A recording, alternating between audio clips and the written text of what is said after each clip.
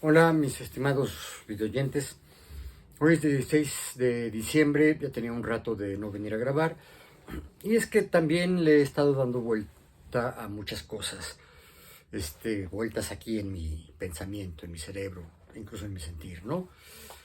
Eh, Cuando inicié este canal, por eso se llama como se llama, Remembranzas de Coautor, eh, porque yo pretendía, o pretendo todavía, poner aquí no solamente mis reflexiones o los comentarios sobre la realidad actual o la realidad pasada, digamos, hechos históricos, sino también narrar mi experiencia personal en la actividad docente, en la actividad investigativa, en la actividad académica en general, ¿no?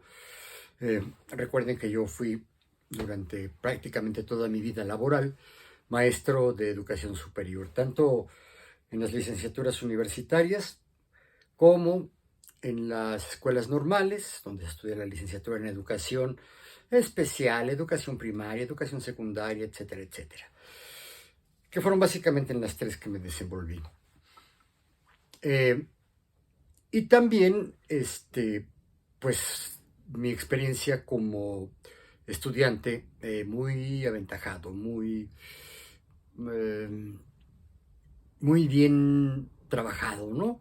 A pesar de que yo no terminé la carrera y no la terminé precisamente porque mi propia calidad académica, mi propia capacidad de estudiar, aprender, incorporar los elementos teóricos, metodológicos, conceptuales, etcétera, se me hacía muy sencillo para mí, ¿no? Más sencillo que otros compañeros, entonces empecé a destacar. Y por eso es que de pronto me invitan a la NOR a trabajar, ¿no? Trabajar para la formación de maestros. Y yo publico a la edad de 20 años, esto ya se los he comentado, a la edad de 20 años publico 4 fascículos autoadministrables de mi autoría en la Secretaría de Educación Pública, en la Dirección General de Capacitación y Actualización del Magisterio. Y a los 20 años yo me convertí en un autor nacional, ¿no? A nivel nacional, no solo local, no solo porque se vendían o se repartían pues mis publicaciones en la Ciudad de México. No, esas se repartían en toda la República e iban destinadas a 15,000 maestros de primaria que se habían detectado que daban clases de primaria sin tener el título de maestro de primaria. Entonces, eh, se implementa un plan de estudios de actualización para que estos maestros tomaran las materias necesarias para poder presentar un examen profesional que les diera, digamos, la justificación académica para tener el título de maestros, de profesores de educación primaria, ¿no? 15,000 maestros, yo escribí 4 fascículos del área o la materia de ciencias sociales y me fue muy bien, ¿no? Fueron aceptados, se publicaron sin grandes modificaciones. Entonces, pues yo me ensoberbecí y esto me llevó, entre otras cosas, además de un fuerte desencanto amoroso, fue lo que me llevó a abandonar la universidad, ¿no? Abandonar la carrera. Eh, Evidentemente fue un acto de soberbia de mi parte, ¿no? Yo sentía que la universidad no me merecía, que me quedaba chica y bueno, la abandoné. En fin. Y entre las cosas que empecé a trabajar fue precisamente el segundo fascículo que publiqué, o que la SEP me publicó, era sobre la metodología de las ciencias sociales. Este fue el segundo fascículo que yo publiqué, porque cuando yo entro a trabajar allí, me mandan al equipo de ciencias sociales y me encuentro a 2 abogados, una maestra de geografía, un maestro de civismo, una maestra de historia, que estaban trabajando estos fascículos. Ya tenían preparado el que en la colección de ellos sería el número 3, que le llamaron el método científico aplicado a las ciencias sociales. Yo todavía estaba estudiando sociología. Y este estatuto científico de la sociología es algo que supongo que a la fecha ya no se discute, pero a mediados de los 70, cuando yo inicio mi carrera, era un tema de gran debate en la sociología. La sociología podía tener un estatuto científico y claro, la respuesta que muchos le dábamos, ¿no? Y yo hasta la fecha les sigo dando esa respuesta, es que sí, pero es un estatuto científico diferente al estatuto científico de lo que le llaman las ciencias, que no son más que las ciencias experimentales, o bien las ciencias exactas, o bien las ciencias fácticas, ¿no? Las matemáticas son una ciencia formal porque, digamos, alude a las formas cuantitativas de los fenómenos que se estudian, ¿no? En particular, la cosa matemática, ¿no? Numérica, de proporciones, de porcentajes, de raíces, etcétera, etcétera, etcétera, ¿no? Evidentemente la sociología no es así, pero tampoco es como la biología, la física y la química, que son las tres grandes ciencias naturales que de alguna manera empezaron a dar a conocer o sistematizaron mucho antes que surgiera la sociología, varios siglos antes, sistematizaron su método científico y se califican como ciencias porque descubren o generan verdades sobre la realidad, ya sea la realidad física del mundo, la realidad química de las cosas, la realidad biológica, ¿no? Los seres vivos, pero la realidad social, es decir, un estudio de la interacción que tenemos los seres humanos y podría explicar por qué la sociedad nos determina como individuos y por qué el conjunto de individuos no puede ser considerado una sociedad si no se atienden, si no se enfocan, si no nos enfocamos, pues, a las interacciones entre estos individuos. Bueno, entonces, yo a lo largo de la carrera y trabajando estos textos para publicarlos, pues empecé a ver que, pues sí, si hay un método científico propio de la sociología, es decir, la sociología no adopta un esquema metodológico que venga de las ciencias experimentales, que son, y repito, biología, física, química, ¿no? Puede haber otras, pero estas son las básicas. Y de ahí tomas un método para aplicarlo al estudio de la sociedad. No es así. Desde el principio, los que se plantearon como sociólogos, ¿no? Y antes de estos, los que hacían estudios sociológicos, sin llamarle estudios sociológicos, sino simplemente estudios sociales, ¿no?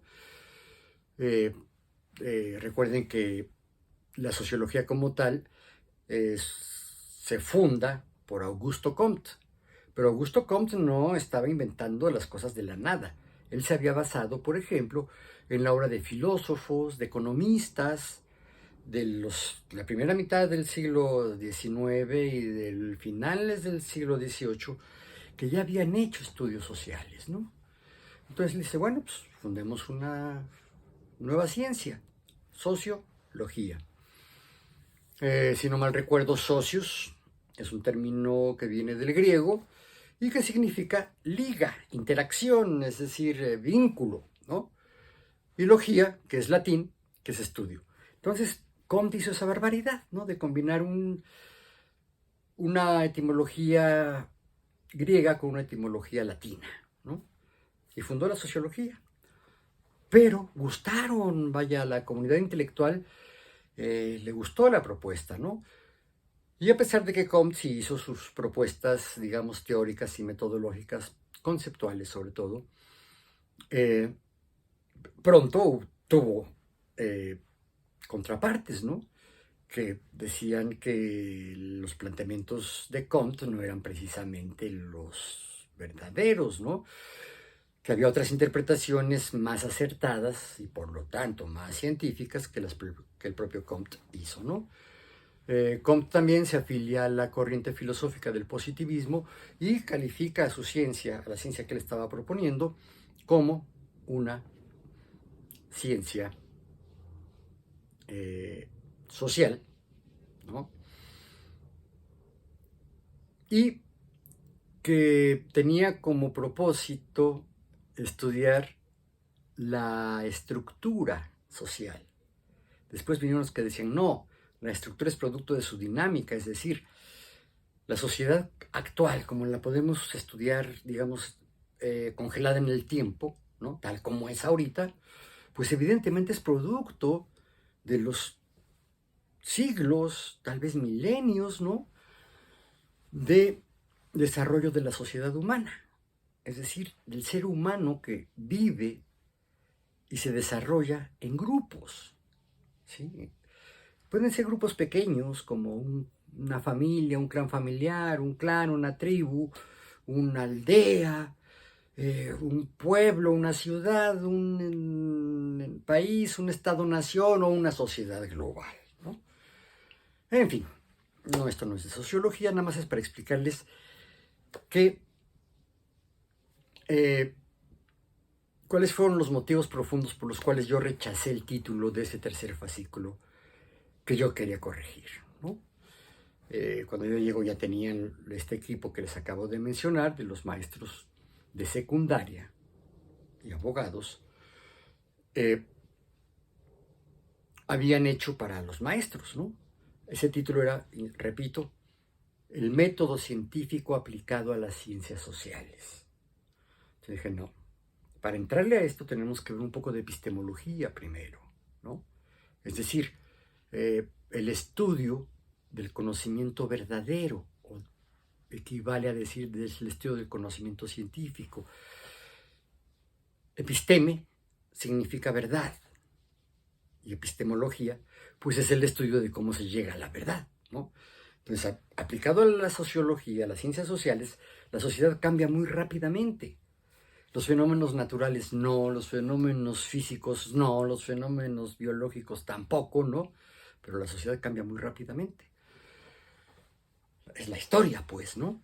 Entonces, yo dije, este no es válido.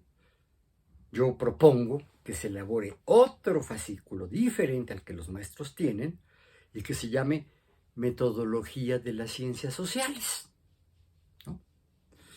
Entonces, a partir de allí hice un estudio a profundidad de los métodos que se proponían. Estoy hablando del año 76, 77, 1976, 1977, cuando yo me embarco en esta aventura, ¿no?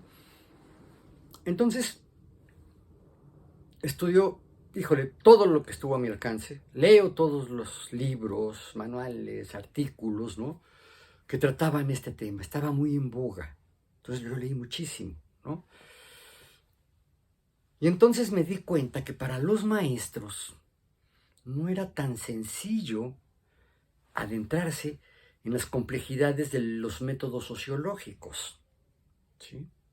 Y así me explicaba yo por qué de pronto los propios maestros, estoy hablando de maestros de escuela, ¿no?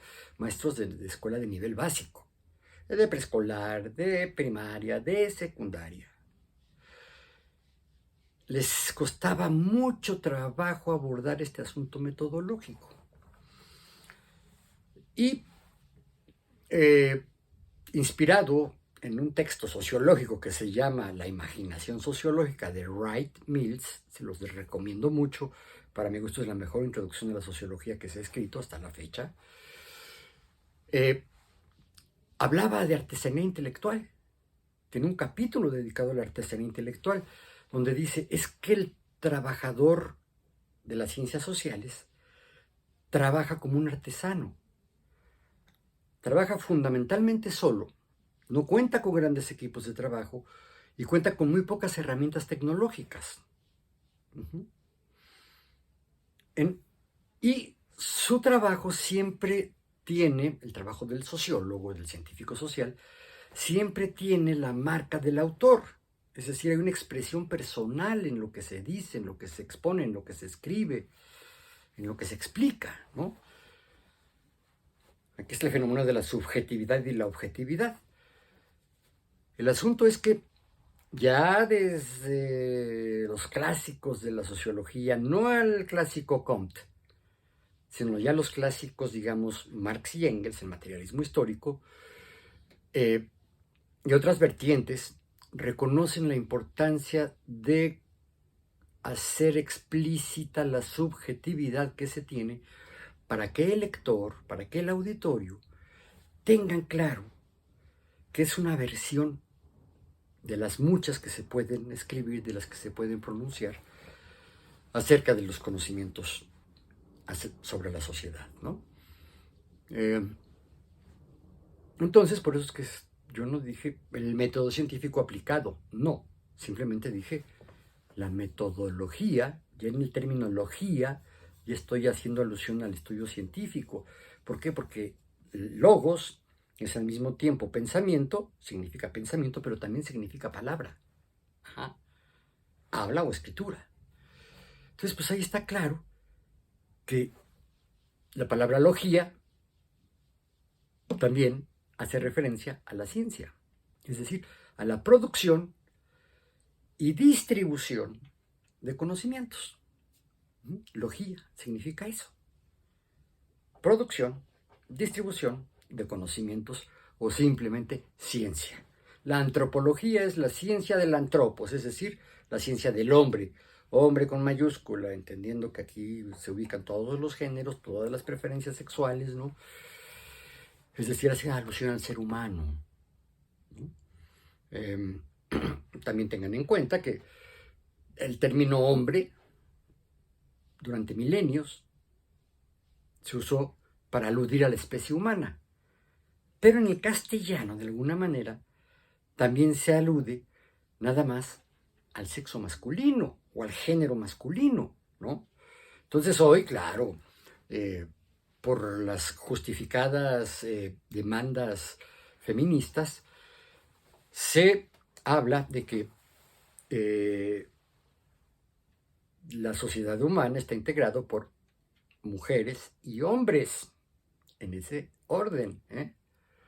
¿Por qué digo en ese orden? Porque el primer Australopithecus, o el más antiguo que se encontró, que es el antecesor del hombre, todavía es un homínido, ya es un homínido, y le ponen el Homo australopitensis, es el australopiteco, ¿no? Pero el ejemplar encontrado en los restos fósiles, en su esqueleto fosilizado, denuncia que es una mujer. Incluso sus descubridores le ponen de nombre Lucy.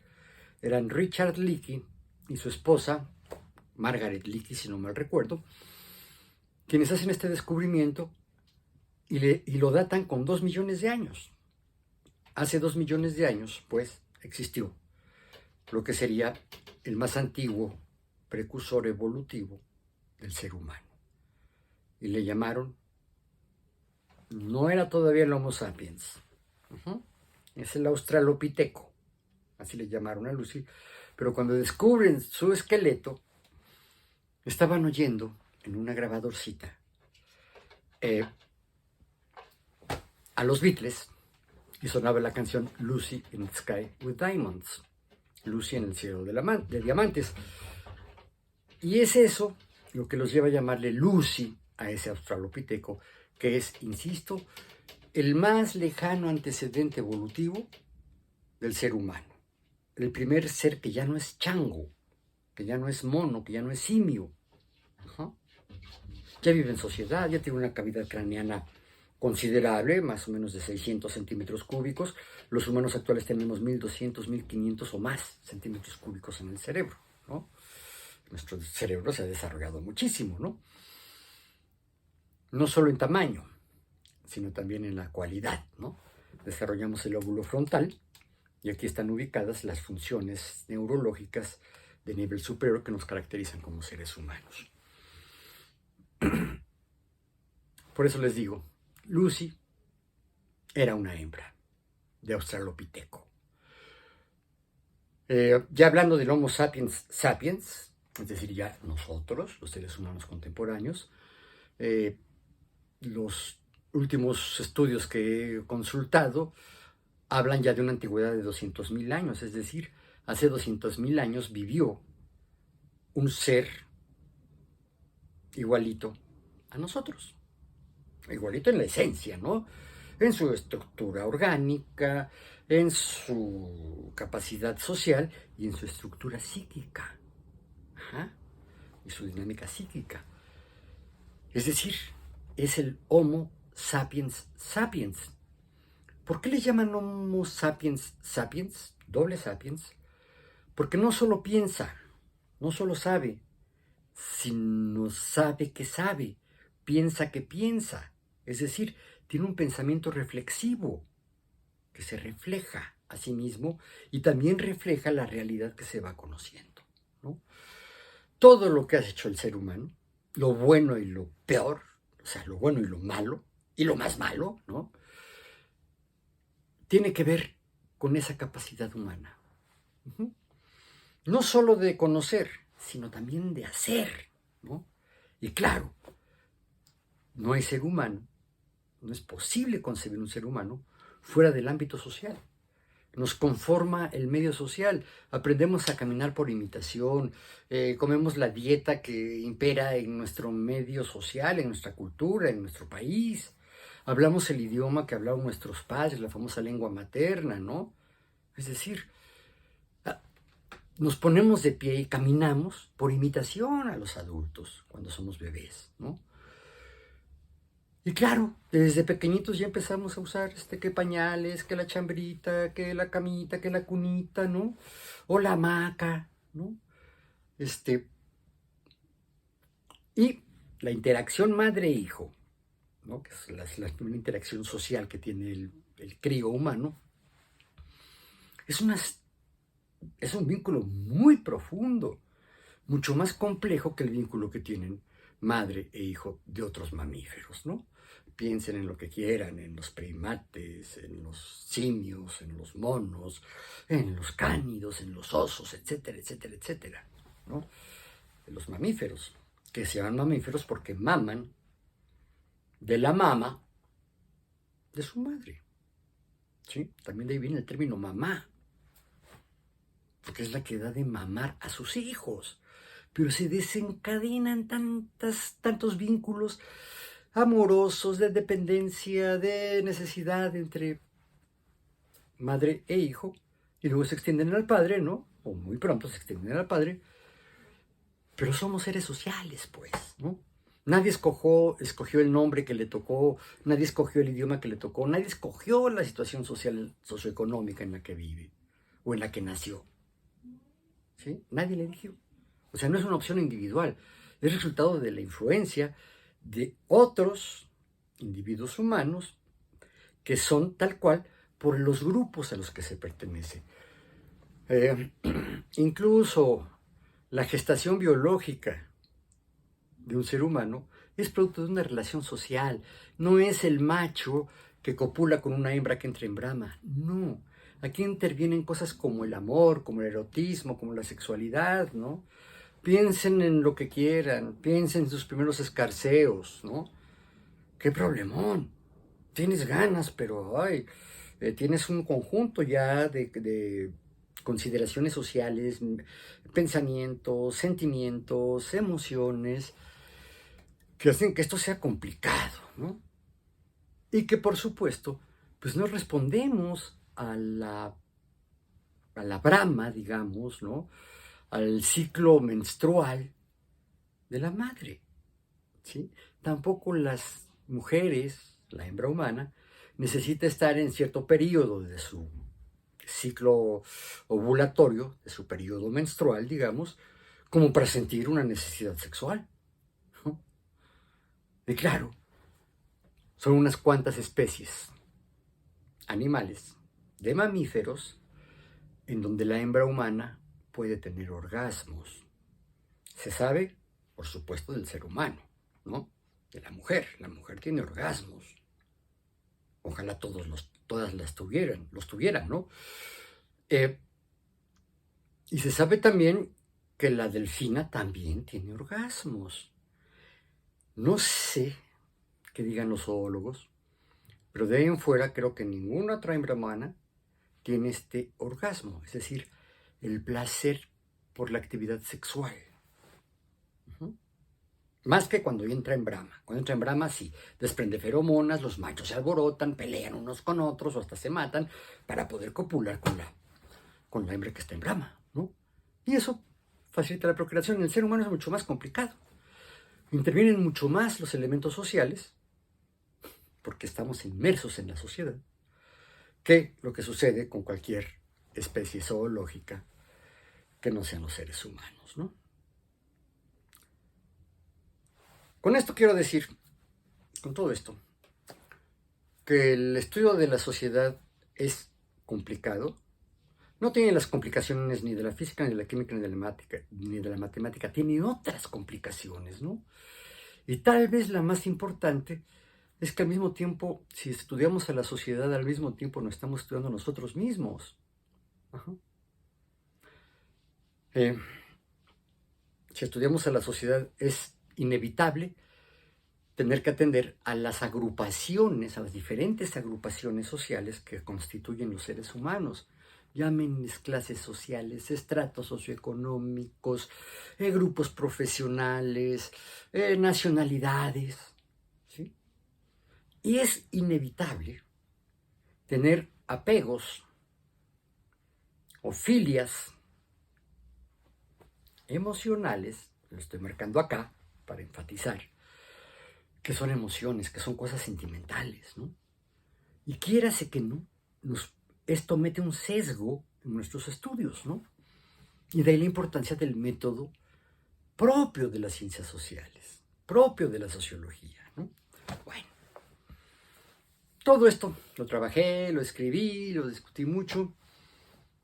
Cuando me encuentro con Wright Mills y su propuesta de la artesanía intelectual, me cae de maravilla. Artesanal, dije, es que no es el método científico. Necesitamos controlar y difundir, sobre todo a los estudiantes de ciencias sociales, un método artesanal. ¿Por qué artesanal? Porque el artesano sí produce objetos con los elementos de la naturaleza, ajá, pero todos sus productos llevan su sello personal. Si es un alfarero, ningún alfarero hace una pieza de alfarería idéntica a la que hace otro. Le pone siempre su sello. Y si las decoran, con mayor razón, ¿no? Y esto es propio de la artesanía de cualquier índole, la textil, la de cerámica, la de alfarería, ¿no? De cierta metalurgia, ¿no? Y no solo, el artesano no solo construye objetos útiles, también elabora objetos bellos que se pueden adorar, digamos, que pueden gustar o no gustar. Y yo creo que los buenos científicos sociales, los buenos sociólogos, no solo tienen un conocimiento objetivo de la sociedad, sino que ese conocimiento objetivo depende de que también tenga conciencia de subjetividad, de quién es él y cómo es como sujeto que va a conocer. Por lo menos para advertirle a su público, ¿no? A sus alumnos, a sus lectores, ¿no? Por poner un ejemplo muy en boga, ¿no? Yo soy un científico neoliberal, no yo, ¿eh? Alguien puede decir, soy un científico neoliberal y yo tengo que estudiar la posibilidad del desarrollo económico con base en la acumulación de capital, ¿no? Si eso lo logras advertir, pues ya el lector sabe por cuál es tu tirada, ¿no? O al revés, yo no estoy de acuerdo con las formas capitalistas del mundo, entonces voy a criticar a las estructuras sociales de dominación, ¿no? Desde la dominación del patrón sobre sus trabajadores hasta la dominación del Estado sobre sus ciudadanos, ¿no? Y la dominación de unos países sobre otros. ¿Sí? Y claro, por eso es que tenemos muchas opciones de tendencias de interpretación del fenómeno social previas a su estudio y a su exposición, ya sea en una conferencia, en una clase o bien en un texto escrito, ¿no? Y digo, ahí se empieza a parecer al artesano.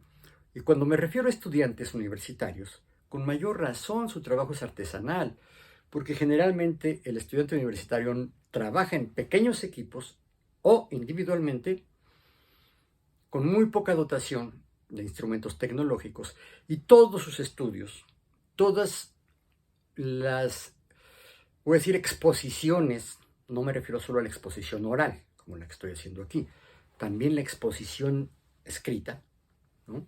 La elaboración de textos académicos, pues llevan el sello personal. Ajá. Y están impulsadas por su emotividad. ¿Sí?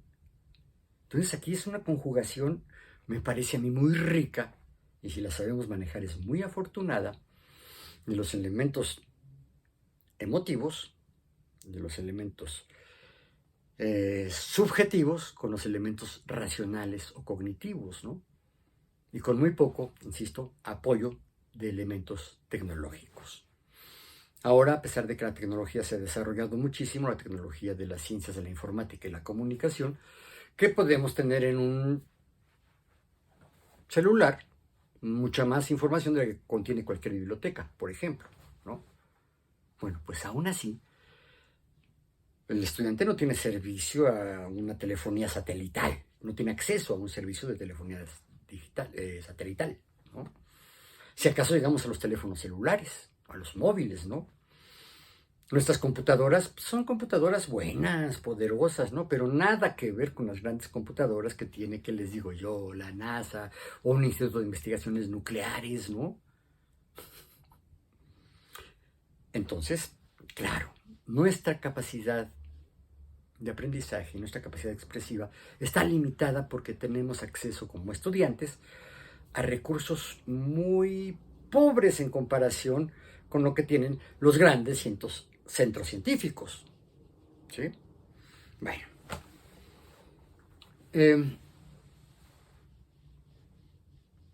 Wright Mills, en este libro que les decía, La imaginación sociológica, tiene un apéndice, es decir, una parte final, no le llama conclusiones, sino apéndice, que se llama Sobre artesanía intelectual. Entonces hace una serie de sugerencias. Wright Mills hace una serie de sugerencias a los estudiantes de sociología para que trabajen con los elementos más elementales, papel y pluma o lápiz, ¿no? Y que esté constantemente anotando sus ocurrencias, sus aprendizajes, los resúmenes, sus fichas. Entonces invita al alumno a tener una libreta, una especie de diario académico, donde vaya registrando sus hallazgos, sus reflexiones, sus estudios, ¿no? Y esto le sirve como el embrión para producir otras expresiones académicas, otros productos académicos, que son los que se utilizan, ¿no? Empezando por, ¿qué les digo yo? Preparar un examen. Un examen que te aplica un maestro, que generalmente son exámenes escritos. Y mientras más avanzado estés en la carrera, pues cada vez más son trabajos ensayísticos, ¿no? No es de pregunta y respuesta concreta. Luego las preguntas son para desarrollar todo un tema. Por supuesto, las famosas tesis profesionales, ¿no? O las tesinas, ¿no? Ya son documentos grandes que le tiran a las dimensiones de un libro, ¿no? Y claro, si el alumno desde el inicio de su carrera empezó a hacer anotaciones en una libreta o en un conjunto de libretas, pues tiene ahí muy a su alcance, muy a la mano, y con su propia producción, con su propia letra, digamos, elementos que van a ser muy útiles a la hora de redactar la tesis. Bueno, entonces ahí es donde se me ocurre esta frase. Método artesanal de trabajo académico. Y yo quiero, a partir de este video, desarrollar este método, esta metodología, ¿sí? Entonces los videos subsiguientes, a lo mejor por ahí se me cuela alguna otra necesidad, algún otro interés y meto otras cosas, pero sí quiero tener una secuencia muy clara, muy precisa, para exponer para ustedes esto a lo que yo llamé el método artesanal de trabajo académico.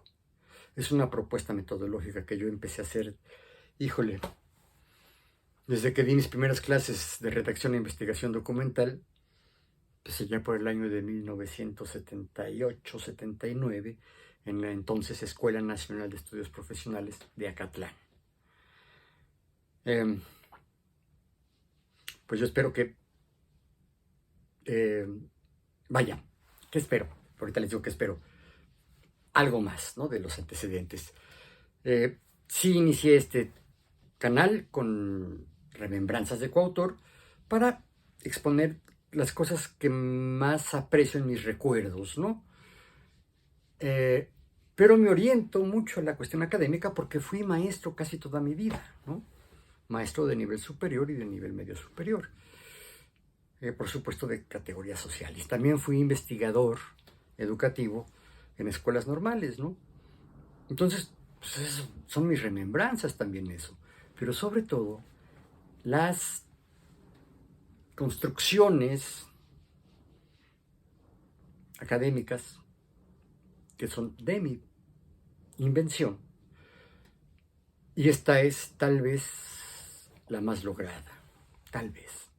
Y si no la más lograda, una que a mí me enorgullece mucho, porque sí creo que logro hacer un planteamiento creíble, ¿no? Coherente y sobre todo útil. ¿Para quién? Para quien se está iniciando en estos avatares del estudio de las ciencias sociales o el estudio simplemente de los fenómenos sociales. Para hacer ciencia o para hacer artesanía. Se vale. No solo es descubrir o inventar la verdad, que la verdad se inventa colectivamente, es una convención, no es una verdad que está escondida dentro de las cosas, no. Es la interpretación que hacemos los seres humanos de esas cosas y esas interpretaciones pueden o no pueden ser válidas, pueden o no ser verdaderas, ¿no? Bueno, aquí no nos preocupamos si es verdad o es mentira, simplemente con que sea válida, sea útil, sea entendible, ¿no? Y creo que esta metodología artesanal del trabajo académico puede lograr eso. Esta es la presentación del método artesanal de trabajo académico. ¿Cuánto tiempo me voy a llevar? No sé, pero son varias sesiones y seguramente las sesiones van a ser largas como esta, ¿no? De más de media hora. Entonces, a partir de hoy, voy a llevar una secuencia circunscrita a este gran tema que es el método artesanal de trabajo académico. Lo primero que vamos a ver en el siguiente video va a ser los conceptos básicos. Y los conceptos básicos no son más que los que están aquí, ¿sí? ¿Qué significa la palabra método? ¿Cuál es el concepto de método? ¿No? ¿Qué es el concepto artesanal? ¿Por qué sí es válido hablar de una artesanía, de un trabajo artesanal en los ámbitos académicos más elevados, dentro de las ciencias sociales, ¿no? ¿Qué es el trabajo? Maestro, no traje el trabajo porque me costó mucho trabajo y tenía que ir a mi trabajo. Esto es real, esto me lo dijo una alumna, más o menos con estas palabras, pero sí utilizado en una sola frase, una sola excusa que me estaba pidiendo, 3 significados diferentes de la palabra trabajo, ¿no? No puedo hacer el trabajo porque yo les encargué que me hicieran un escrito. Es un trabajo, ¿no? Sí, claro que es un trabajo. Dice, pero me costó trabajo. Trabajo también se entiende como dificultad, ¿no? Y no me dio tiempo porque tuve que ir al trabajo. Entonces el trabajo también es una actividad remunerada. Entonces vamos a disertar un poquito sobre esto.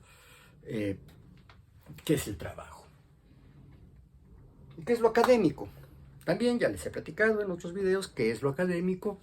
Y también llegó a unas conclusiones verdaderamente sencillas, pero que sí describen y sí interpretan y explican un poco lo que es lo académico, ¿no?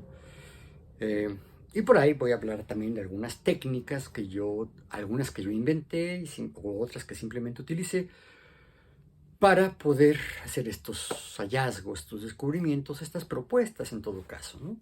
Y creo que son válidas, creo que son interesantes, ¿no? Y creo que son útiles para quienes están, sobre todo, iniciándose en esta área de los estudios acerca de la sociedad. ¿Ok? Basta de introducción. El próximo tema va a ser una explicación de estos conceptos básicos. O sea, no estoy hablando de un solo tema. A lo mejor son los 4 temas. A lo mejor. Depende de qué tan breve me salga la explicación. Pues gracias por llegar hasta aquí. Si llegaron hasta aquí, se los agradezco mucho.